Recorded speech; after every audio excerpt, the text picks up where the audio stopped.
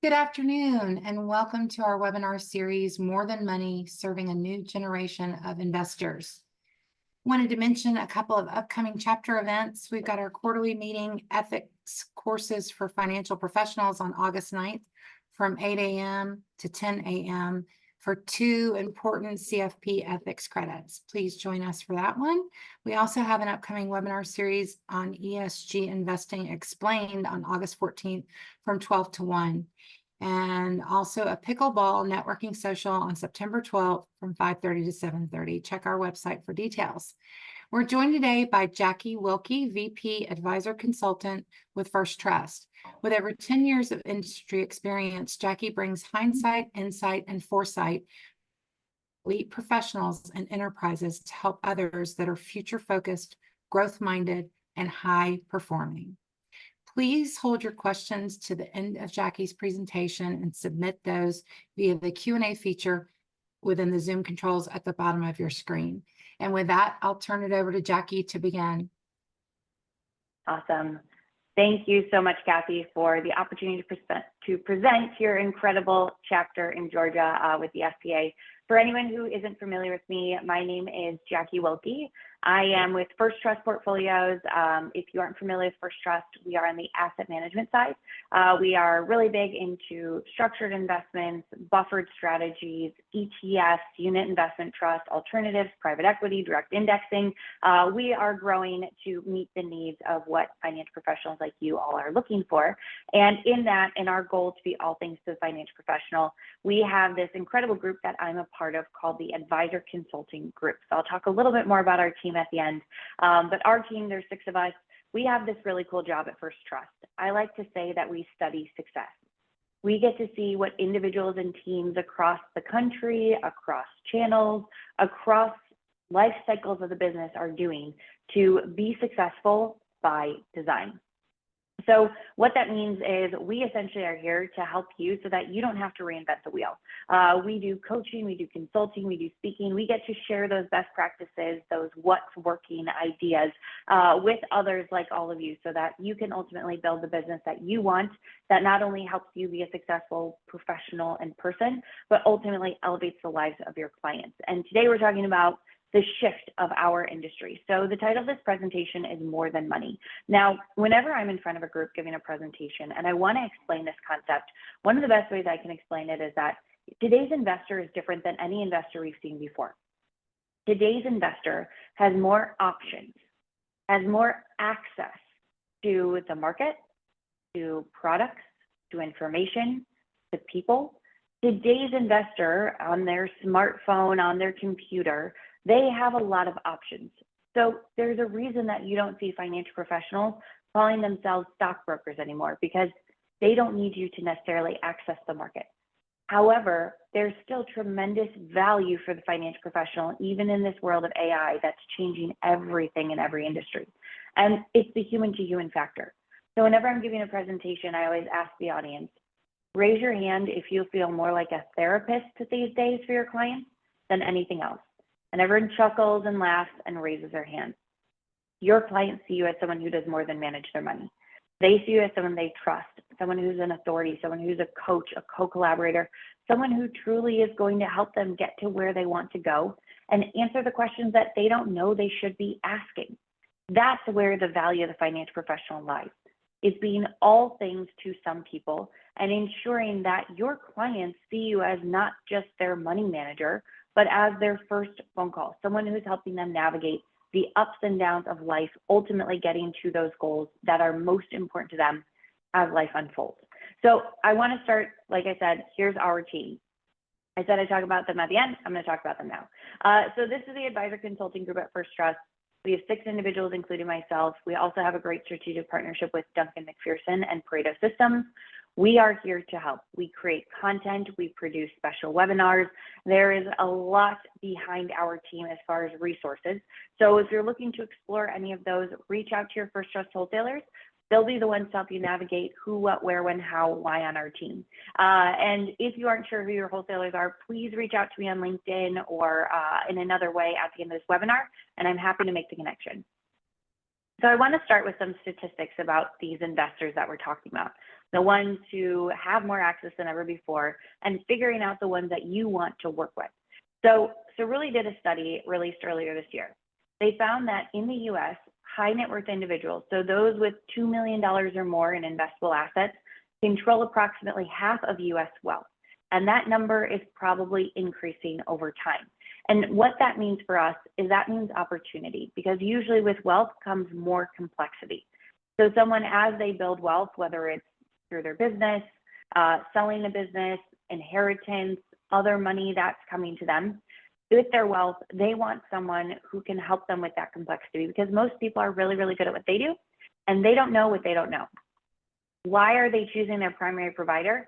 Well, the number one reason that's increased from 2020 to 2023, services and experiences.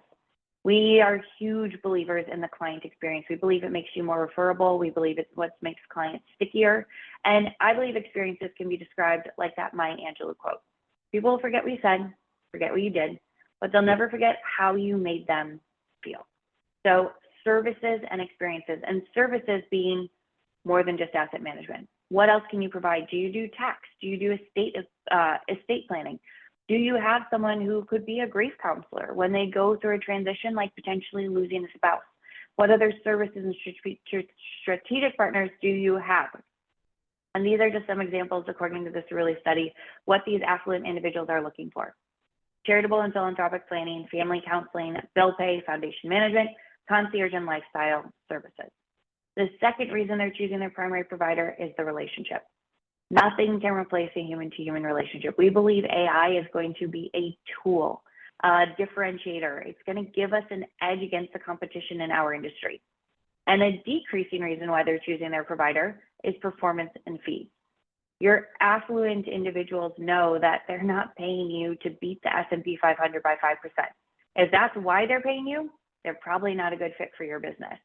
So that's not their primary reason for choosing a provider. They're looking at what else comes in that value proposition. Now I want to shift and look at how high net worth practices are growing. So these are folks like you. There are lots of great ways to grow through mergers and acquisitions. Buying a book, merging with another team, those are great ways to grow. But today I want to focus more on the organic growth side. Top 3 ways high net worth practices are looking for organic growth. Number 1, referrals. Of course, referrals are an incredible way to grow. I was talking with a team earlier this week that has about 150 million in the pipeline of potential referrals that they're looking to convert this year. What makes this more referable? We'll talk about that today. The second thing is acquiring new clients. That's from our marketing. So is it digital? Is it events? Is it education? We'll talk about that today too.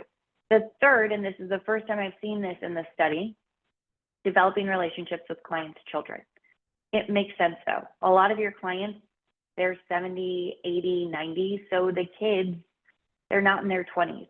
They're in their 40s, 50s, 60s, and they're probably high net worth individuals in their own right. Another question I always ask an audience is, how many of you have onboarded a client's family member? Kids, in-laws, siblings, maybe you went up the family tree to mom and dad, and everyone's hand is up. There is so much opportunity in the family tree. So why wouldn't we try to grow within these people who are closely tied to your biggest fans versus trying to convince someone on the internet of your value? So that's something that we're going to talk about today too. Of course, technology, that's something younger generations are going to expect. They're more digital, and in many ways they're digital first. And the other evolving service preferences. Can your practice evolve with the client's life? Now, one of the things that on our team we are big believers in is that your value is tied to being more things to fewer people. So if you think about it, value is in the eye of the beholder. We all value different things. Whether we're going to a restaurant, we're going to a store, we're going on vacation, we're buying a car, we're buying a house, we're going to value different things. Value's in the eye of the beholder. So the more that you can specialize, the more that you can focus in on a target market, whether it's a lifestyle, it's a religion, it's a business, an industry, a transition that someone goes through, the more you can specialize, the more you differentiate as all things to people like that. And so like a magnet, you're going to attract more of those people and repel people who are not a good fit, which is just fine in this case. You also then have a more efficient and streamlined business. So, oh, someone said, have the slides been advanced? I still see on slide 1. Oh, shoot. Is that the case for everyone? Sorry, I'm going to take a pause here.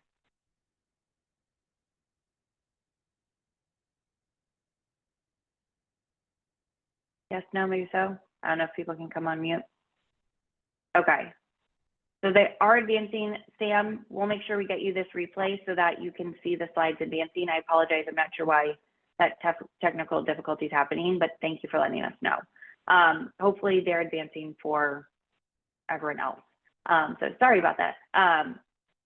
So becoming more things to fewer people, it also creates a more streamlined practice for you because you have the services, you have the experiences, you have the systems, the processes, the human capital that those people are looking for. You're not trying to meet a one-off request here, a one-off request there. You're more tailored. So having that ideal client profile, that's really important. That's a key foundation. And you might have a few ideal clients, some different avatars, if you will, and that's okay too.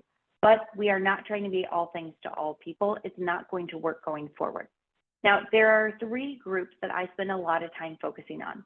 Groups that control the wealth today and will continue to control and influence the wealth going forward. The first demographic is, of course, women investors. Women are half the population, and they are over half the workforce. Pre-pandemic, post-pandemic, women dropped off, but now they're back. They're a huge part of the workforce. McKinsey & Company estimates that by 2030, women will influence over $30 trillion. They're a part of the wealth transfer. They're a part of building wealth. They're a part of wealth being split amongst people, whether a spouse passes away, maybe they go through a divorce. But what we find with women is that they value the financial professional.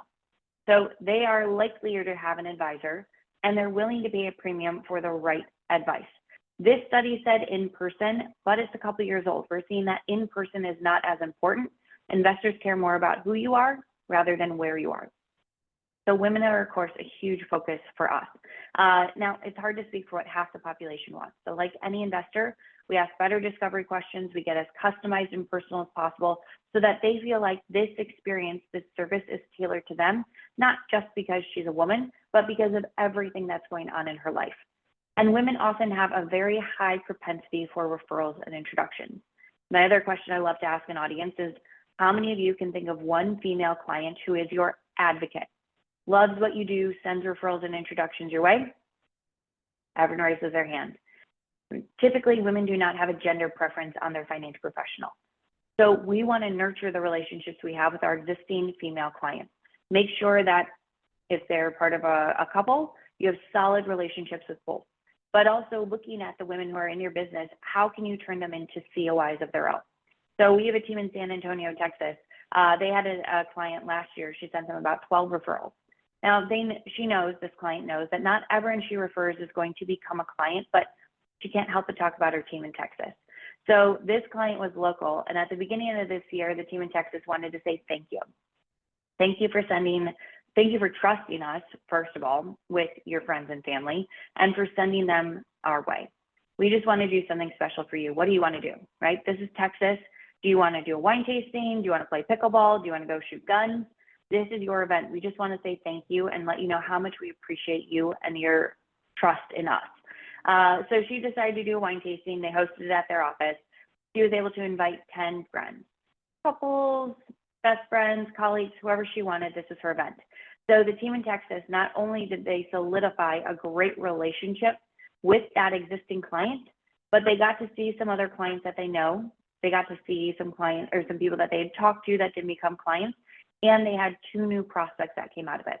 So building unique experiences for our women clients can help activate more of that propensity for referring that we see highly probable with women.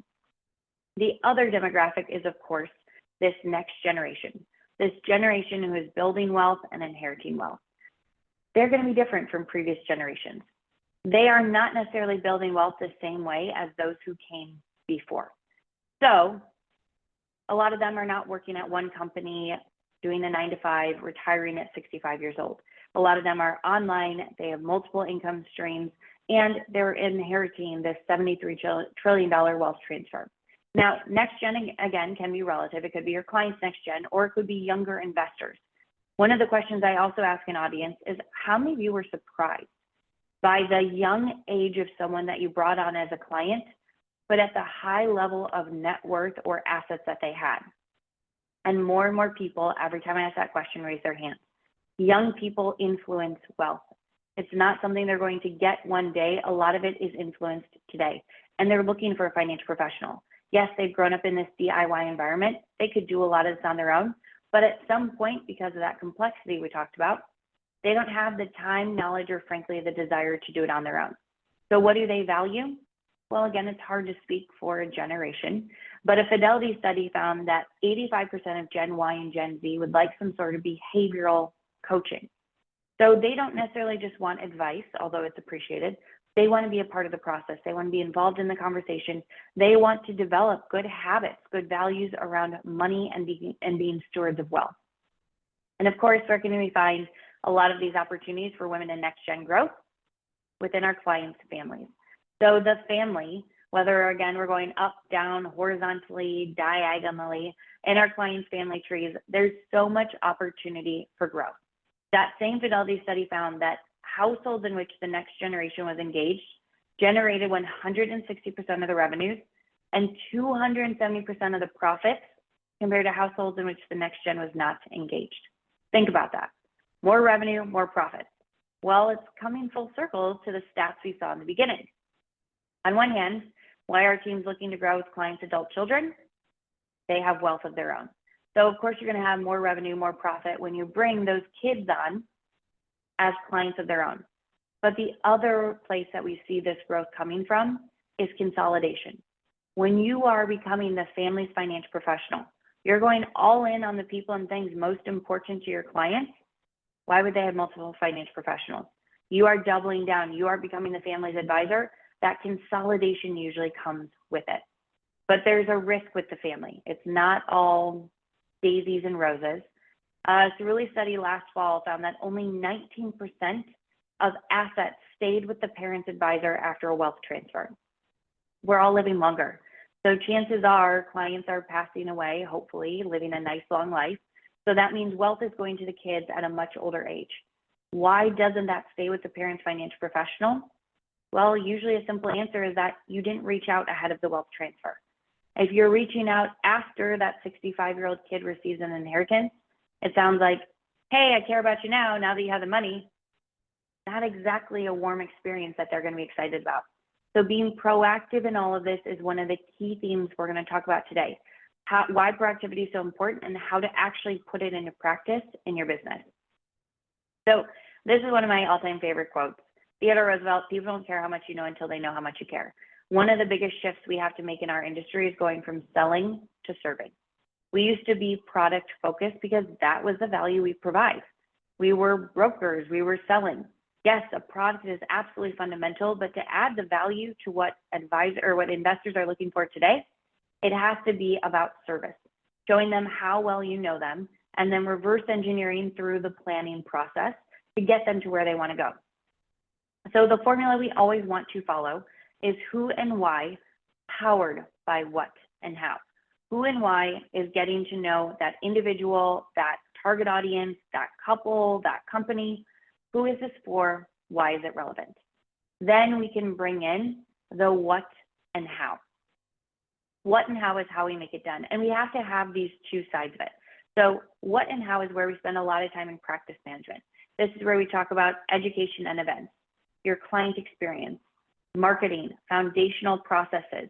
What can you automate? Like we see so many teams outsourcing portfolio construction and model management to other experts in their areas of investment management. So that's the way that we can do. Who do we need to be hiring and bringing on our team? All that's part of what and how. And we have to have both, because if you know that some clients want X amount monthly in retirement income with as little volatility as possible, but you don't actually have a solution to help them achieve that, you're not actually bringing a full holistic service to them. So who and why has to come first. Now, let's look at it another way with how value has changed over the years and what it looks like today. So at the foundation is an immediate need. Who and why? Well, someone has a need. They had a life event, a wealth event, a health event. They're looking for a solution. So once that solution is met with what and how, well, we can't stay there. If we stay there, we're in the most commoditized, democratized part of our industry. From there, we need to move them up in value with critical goals.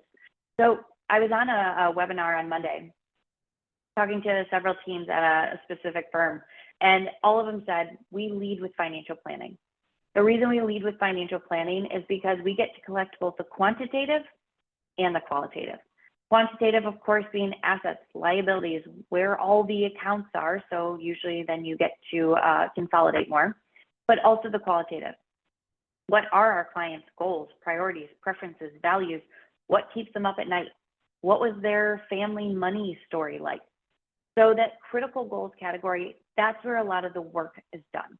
This is where the planning is. This is where the discovery is. This is where you are talking to clients consistently, having those meetings, making adjustments, executing them in the plan. So I'm going to mention a few resources we have that we can send out as part of the follow-up to help you with this critical goals, because we have a lot in the practice management space that goes with this level of unique value. So one of them is called a client personal profile. So it's a profile for qualitative data. So if you want to collect, let's say, things like their loved ones, pets' names, anniversary, hobbies and interests, what they're looking forward to, preferred method of communication, are they a veteran? What are their favorite movies, books? We have a team who added to their client personal profile, favorite Starbucks order or favorite coffee or tea order. So anytime clients come in for a meeting, they have their customized drink of choice ready to go. Or if it's a virtual meeting, they have it delivered via DoorDash, Uber Eats, whomever, so that the clients have this personalized touch to kick off the meeting. Another great resource that we have is the 100-day onboarding process. So what does that first 100 days look like? When someone decides, yeah, we're going to be a good fit, you decide, yeah, we're going to be a good fit. What does that 100 days look like? Making sure that they're assigned roles and responsibilities, that it's consistent. Another great piece that we have is a sample agenda for client meetings. We are big believers that every meeting should be agenda driven. So we have a sample agenda for that as well. And final piece is a sample agenda for your team meetings. Teams that meet together, communicate together, stay together for the client's benefit. So I'll make sure that we get all of those for follow-up to you as part of the resources here. So once critical goals happen over time, things are being accomplished, needs are being met, your clients get to experience financial freedom. Not everyone who has a financial plan, not everyone who has a financial advisor experiences financial freedom. And I have a team in Ohio who put it so perfectly. They know what financial freedom means to their clients. Now, these clients that they shared the story on, husband and wife, in the next 5 years, they're going to sell their business. It will be about a $30 million liquidity event, which by anyone's standards, we'd call that financial freedom. But for the team in Ohio, they know that right now financial freedom for this couple means getting to help their daughter, son-in-law, and new grandbaby move closer to home. They're able to help them financially. They're able to help them with their time, looking at houses, helping them find movers, getting to source information and people for them. So you have to know what financial freedom means to your clients, because usually it's personal. Usually it's emotional. It's clarity, predictability, confidence. Once you know what that means to them, you want to use that in your conversation. You want to use that when you're congratulating them on accomplishing a goal. I was talking to another team that one of their clients, they're going to get a new car. And they're really excited because it's a fancier car than they've ever had before, but it's a priority for them and they can do it. So as a funny gift, they're going to send them some car fresheners, you know, those things that hang from your window, just to congratulate the clients on their new car.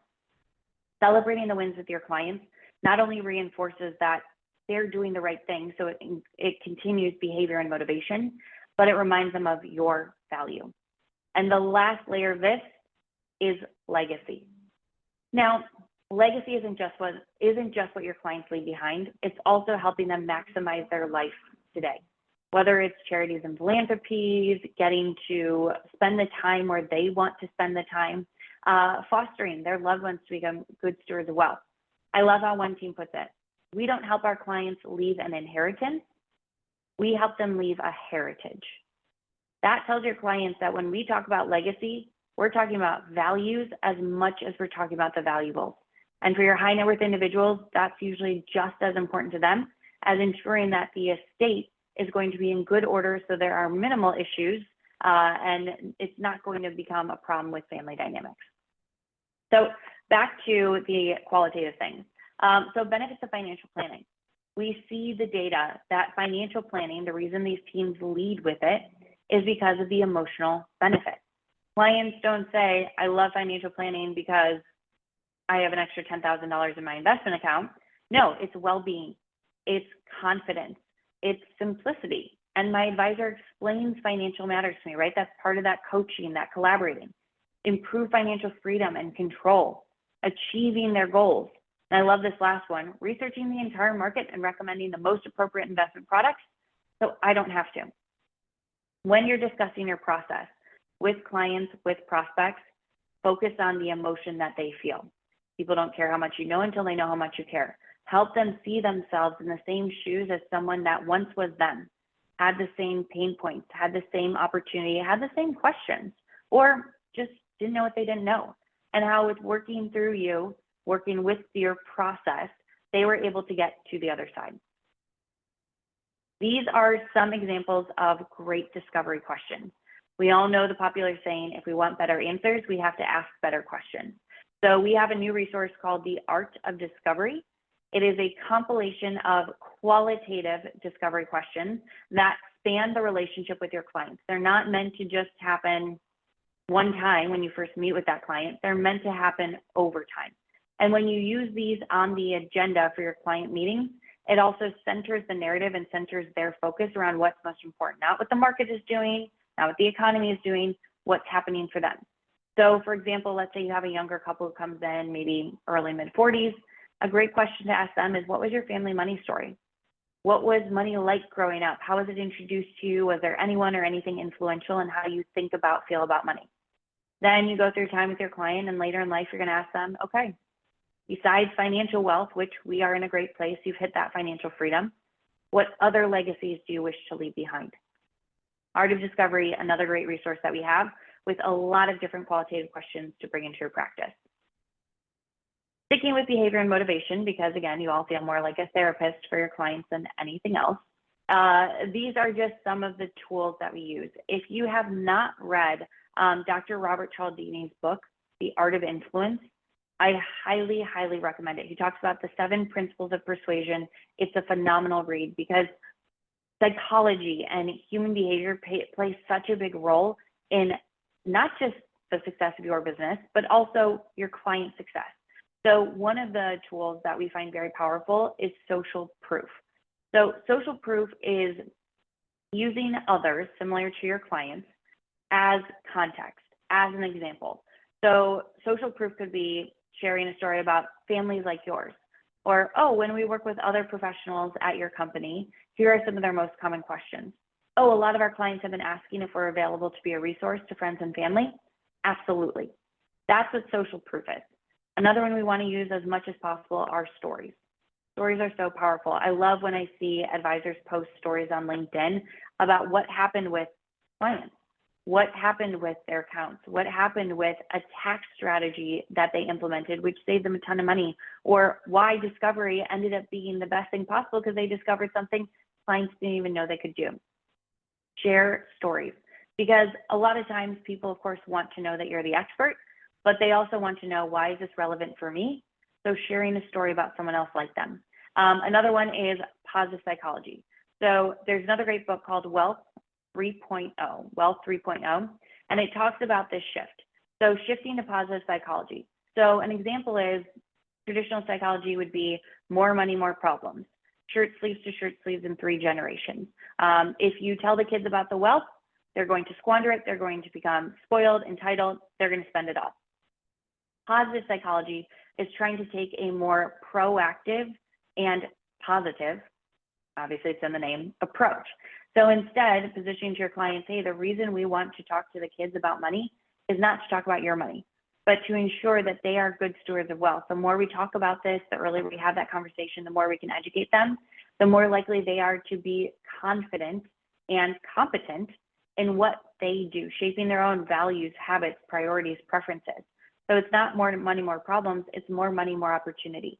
We have more of a lasting family legacy. So positive psychology, that's a great one to be looking at as well. Now for the number one process that I do coaching on in my role here at First Trust. It's called the family phone call. Now, like I said, 19% of assets, according to Cerulli, stay with the parent's advisor. Usually it's because the first time you're meeting the kids is after the clients pass away. It could be at the funeral, it's as you're going over all the documents, the accounts. So being proactive and connecting with clients' families is critical because it's not your client's job to introduce you. It's not the family member's job to ask to meet you. You want to be proactive in this. It gives you more control as we navigate this great wealth transfer that is going to affect everyone in our industry. So the family phone call was designed by a team in California for that reason. They realized, gosh, our clients are getting a little older and we really need to meet these kids before wealth is transferred. But it's not going to make sense to have a 2-hour family meeting right off the bat. We need to have a more scalable approach. They created the family phone call. Now, this is of course done when they created this 10 years ago using just conference call lines. Now, thanks to Zoom and WebEx, people can see you and they have more of that connection. They're like, oh, I can put a face to the name. So the medium is ideally done over Zoom, WebEx, whatever you use. The call itself is 10 minutes. It's not a family meeting. We're not talking about governance. This is an introduction. Hey, this is who we are, what we do, how we do it for whom. The reason we're reaching out is because you're important to someone important to us. And by extension, you get access to us, our expertise, our information, our newsletters. So we wanted to introduce ourselves should you want to talk about what's going on in your life. Then you would leave them with a resource. A very common one is offering a 20-minute Ask Anything session on demand. 20 minutes of our time is yours. Whatever you would like to discuss, whatever's on your mind, reach out to so-and-so, and we can set that up on the calendar. 10 minutes, short and sweet. Scalable is the goal. Everyone's attention spans are shorter than they've ever been before. So this is your first step. Get to know clients, get to know their loved ones. And you'll see that this is called the family phone call, not the next gen call. Because if you have clients who are in their 40s, 50s, or they're younger in their 30s, 20s, we don't just want to meet the kids, we want to meet other family members. So we encourage them to invite siblings, in-laws, and even go up the family tree to mom and dad. Now, this process is very comprehensive. We have scripts for the intro email, for the call itself. We have a timeline of roles and responsibilities so everyone on the team can get involved. And we have a video that walks you through how to set up this process for success, how to segment your clients, how to figure out who's the priority. So this is the sample intro email. This email here is from the team in California. And I always joke, you want to take this and make it authentic. Most teams will adjust the language. We have a team in Texas that their biggest critique was there wasn't a single y'all in here. So make sure it sounds authentic coming from you.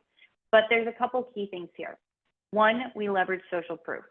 Clients have been asking for a resource like this.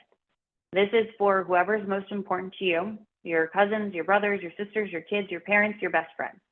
It's 10 minutes, short and sweet. We just want to introduce ourselves and open up that communication so they can lean on us if they need anything.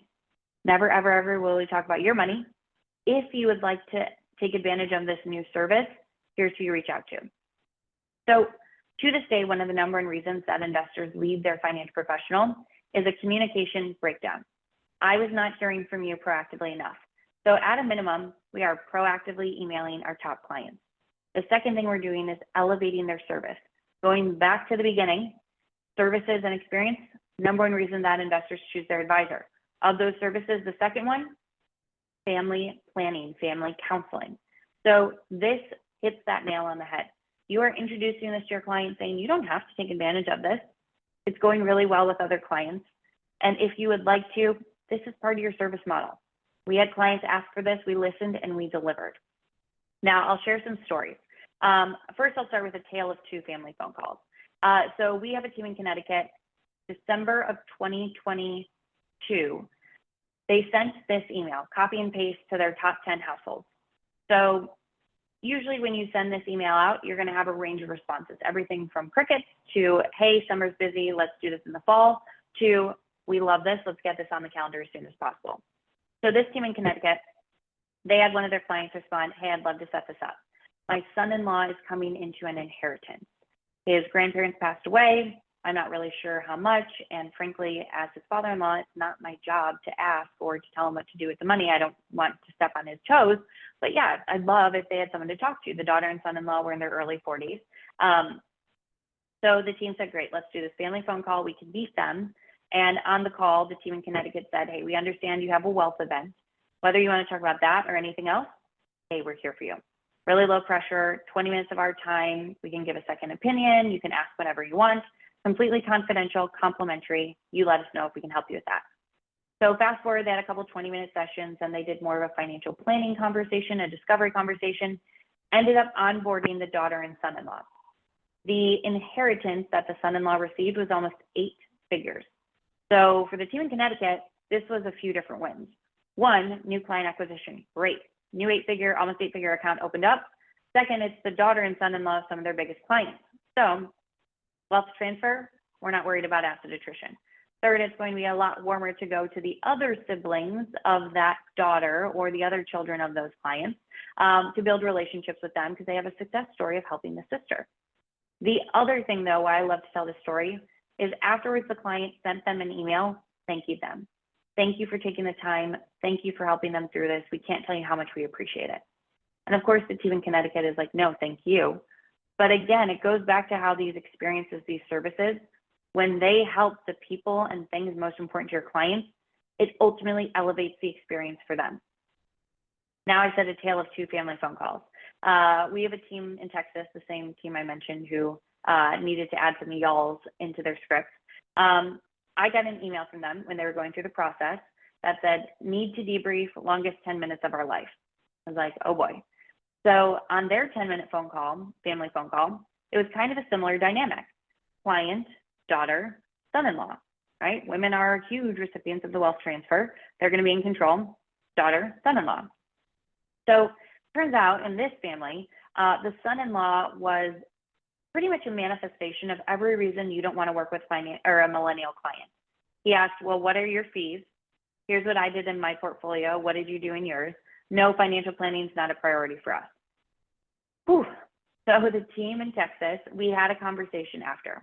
And I said, look, this is actually really valuable information. As rough as that call was, this is so helpful for future you.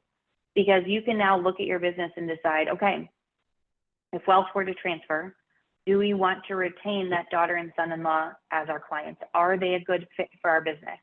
Now for this team, let alone the fee conversation and performance, this team, financial planning is non-negotiable. So most likely when wealth is transferred, that daughter and son-in-law aren't going to be a good fit. So asset attrition is not a risk in this case. It's actually a path to growth.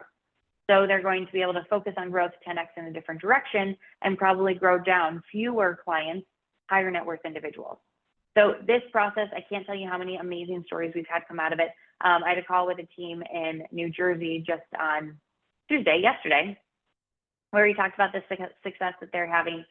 For example, one of their clients suddenly passed away, just out of the blue. Unfortunately, we know it happens. Thankfully, they had already done the family phone call with the kids. And upon talking to the kids about what was next, their inheritance, not only did the assets stay, but one son brought in another $2 million from the outside, and the daughter brought in around $700,000. So definitely something to think about for your team. Make it a priority second half this year and beyond.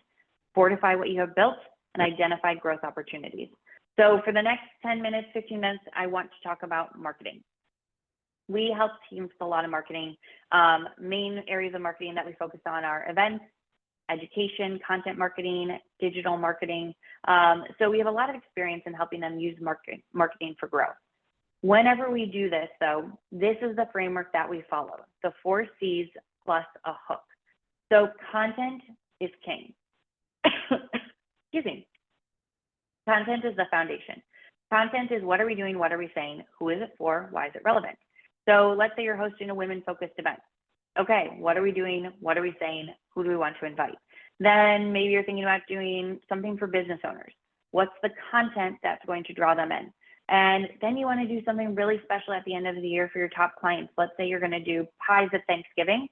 Okay, how do we That's the content, pies of Thanksgiving. So content first, who is it for? Why is it relevant? Then we choose our channels. The channels are the methods by which we reach our audiences. We cannot be one-dimensional. We have to be across as many channels as possible. Like I said, investors today don't care about where you are, they care about who you are. So it has to be digital as much as it's in person, high tech and high touch. So digital being LinkedIn, video, newsletter, email campaigns, your website, all that's considered digital. In person, of course, there's nothing like getting together in person, reminding your clients how well you know them and building those relationships. The third C is curate. Let's say you want to drive a certain outcome. You want to see a certain result from your event. One that, of course, is always popular is we would love for our clients to bring a guest, but we don't want them to feel like it's their ticket to entry because that diminishes their experience. So instead, we have very strategic language for driving things like that using social proof. So for example, we have a team, they're doing a pickleball clinic in October. So when they send out the invitation to their clients, they're going to use this language. Wow, we're thrilled at the feedback we're getting for the upcoming pickleball clinic. A lot of you have been asking if you can bring a guest. It's a pretty big space, but we are limited on capacity at a certain point. Please RSVP as soon as possible with who you would like to bring. So two things we do there. One, we establish demand. We're thrilled at the feedback we're getting. And a lot of you have been asking if you would like to bring, a lot of you have been asking if you can bring a guest. So that's part of the curate. We have a lot of great script language around that. The final C is, of course, consistency. If content is king, consistency is queen. If you have amazing content that you're putting out on LinkedIn for, let's say, 5 weeks in a row, and then you don't post again for the rest of the year, you're not going to see a result.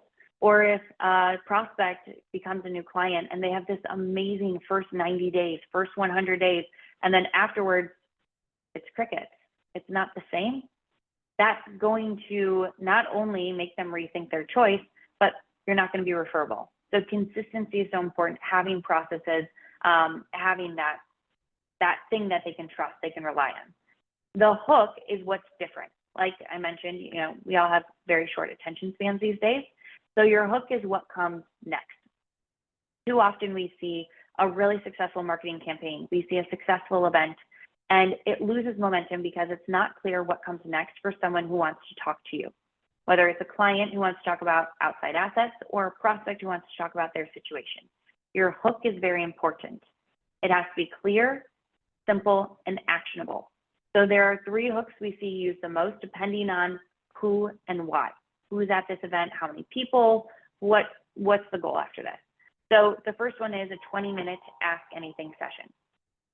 Second is a 30-minute second opinion service.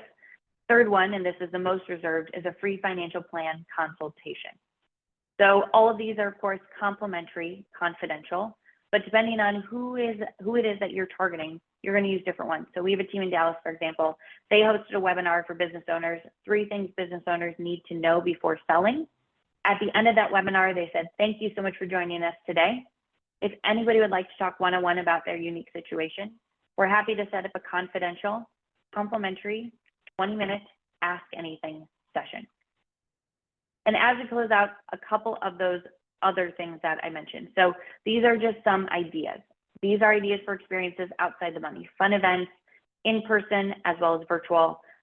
We're already halfway through the year, which is crazy. So hopefully you're thinking about some great things that you can do in the fall for clients, bring a friend, maybe some things that you're doing for people who are not local so they don't feel like their experience is diminished. Education is a proven way to not just deepen client relationships, drive referrals, but also to attract new clients. So these are just some examples of creative titles. We're all scrolling like crazy. So you want a creative title or a creative subject line if you want someone to click and open to see what it is that you're going to be talking about and if they want to join. I mentioned that client personal profile. This is an example of it. So you can see different categories, all qualitative. The other example here is a calendar, the 2024 sample calendar of campaigns to do with clients, timely education, and timely events that you can do throughout the year. So like I said, I know it's hard to believe we're halfway through, but this can help you create more of a process of what you're going to do every year consistently so that you can plan, you can get it down pat, everyone knows their roles and responsibilities, makes it a lot easier to execute repeatedly and to potentially scale it. Last thing I always like to mention is the power of you. As financial professionals, this is not an easy job. You do this because you are passionate. You do this because you care about people. You do this because it's your calling. And if there's one thing AI can't replace, well, not yet, it's you. We're in a human-to-human business. Your relationships, your human capital, the people on your team, those are the most unique things about your business. The most differentiated brands I see out there are the ones where the people are visible. On the website, it's not stock photos, it's photos of the advisors. On LinkedIn, if there's a new team member that they hired, they're announcing it because they are excited. This person's an asset to our team, an asset to our clients. If you are going to do one thing, end of this year, next year, make sure to capture your why. Your story is one of the biggest things that people will relate to. Investors like to know that there are aligned values, that there are aligned personalities in the relationship that they're building. So capturing your why, your story, 2 minutes, short and sweet. Maybe you have different shots of the office, different like actors coming in that represent different client bases. Sharing your story is so important because there's nothing like it and there's nothing that replicates it that differentiates you more than almost anything else in our industry right now. Now, as far as resources, if you're on LinkedIn, connect with me on LinkedIn. I'm always sharing stories and anecdotes. If you don't know your first trust wholesalers, please let me know. I'd love the opportunity to introduce you. They are your strategic facilitator. Call them, email them if you need something. The third thing is the Insights and Innovations blog. This is a blog that our team puts out pretty much every week. We slow down a little in the summer because, everyone's taking a break. But this is a piece that we put out, quick ideas. If we have special webinars, that comes out. My colleague, Kevin Bishop, just did a phenomenal webinar series on AI. If there are new tools and resources we create, all of that gets pushed out there. So to get added to that distribution list, you have to let us know. We have to add you per compliance. But that's a phenomenal resource that we use to help keep ideas in front of you as, we're working on the business, as we work in this business. So I just want to say thank you so much for having me today. I know that there weren't too many questions that came in, but Kathy, I'll turn it back to you either if we have some questions or if we want to just wrap up. Okay, great. Thanks again, Jackie. We did have a question come in from Sam. What was the 30-minute hook? Great question. So the hooks that we see are for the 30-minute is a 30-minute second opinion service. Great. All right, folks. Well, thank you, Jackie, again, so much for this very informative. And thanks to everyone who connected with us today. Look for an event survey, the replay, and the PowerPoint deck to follow. Thanks so much. Bye-bye.